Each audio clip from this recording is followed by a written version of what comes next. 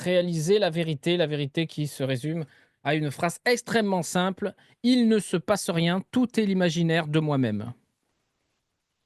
Tout est là.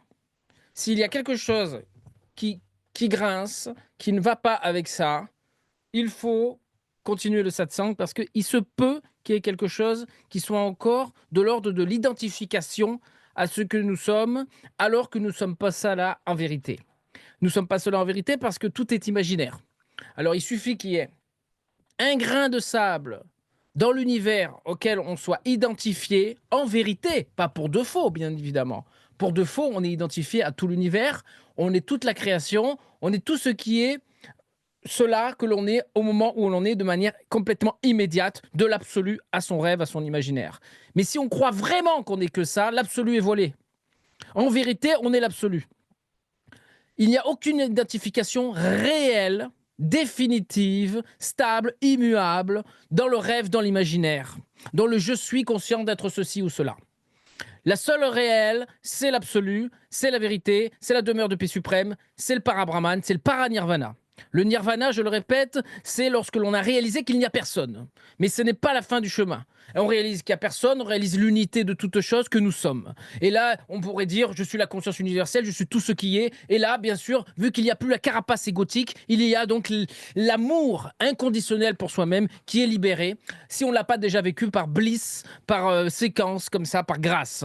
Et là, on se retrouve à vivre l'amour inconditionnel, on est tout ce qui est, c'est merveilleux. Et on est charmé par cela. On est peut-être même la lumière, cet espace de lumière infini dans lequel nous baignons tous.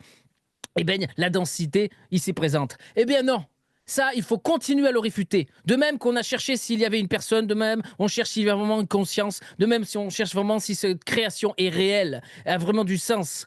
Elle n'a aucun sens en vérité. C'est une spontanéité sauvage qui se manifeste telle la rivière qui s'écoule de la montagne. Voilà la stricte vérité. C'est peut-être choquant, ça peut être brutal, mais oui, tout est imaginaire. En vérité, il ne se passe rien. Le seul réel, c'est ce que tu es, le parabrahman, le paranirvana, le réel, la demeure de paix suprême, ce qui est nommé Chantinilaya en Inde.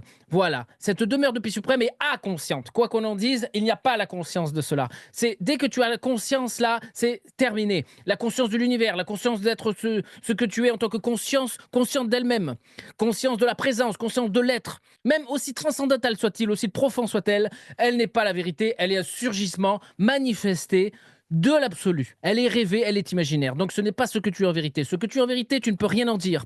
Dès que tu peux en dire quelque chose, c'est déjà trop tard, c'est déjà l'imaginaire qui est en route. Le rêve continue. Le rêve continue comme le rêve le matin, sauf que là, celui-ci continue.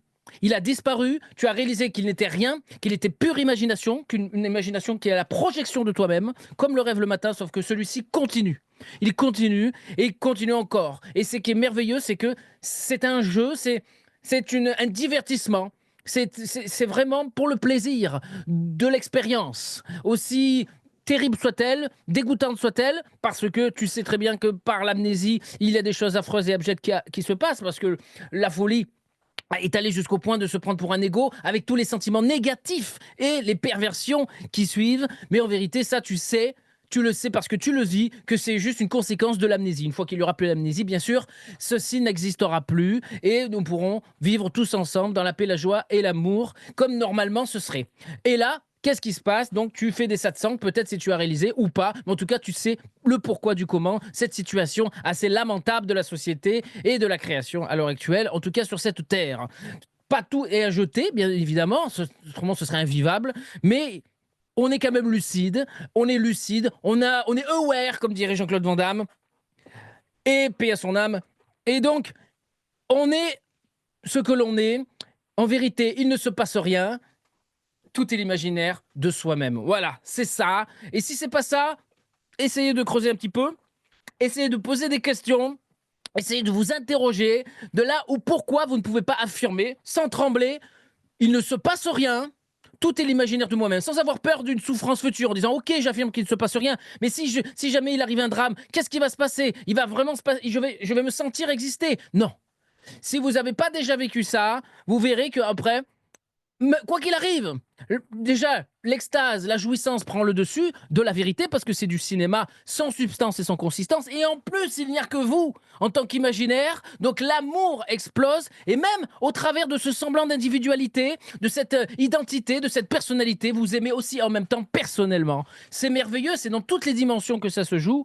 En long, en large et en travers. Et vous êtes vraiment libre, complètement libéré de votre propre rêve, de votre propre projection de conscience. Ce rêve universel, en vérité, n'a aucune substance. Vous en êtes libre. Vous vivez qu'il ne se passe rien. Tant que vous ne vivez pas qu'il ne se passe rien, vous n'en êtes pas libre. Vous êtes d'une manière ou d'une autre inscrit dans le rêve, inscrit dans le fait d'être conscient d'être ceci ou cela. Et ceci est une projection imaginaire.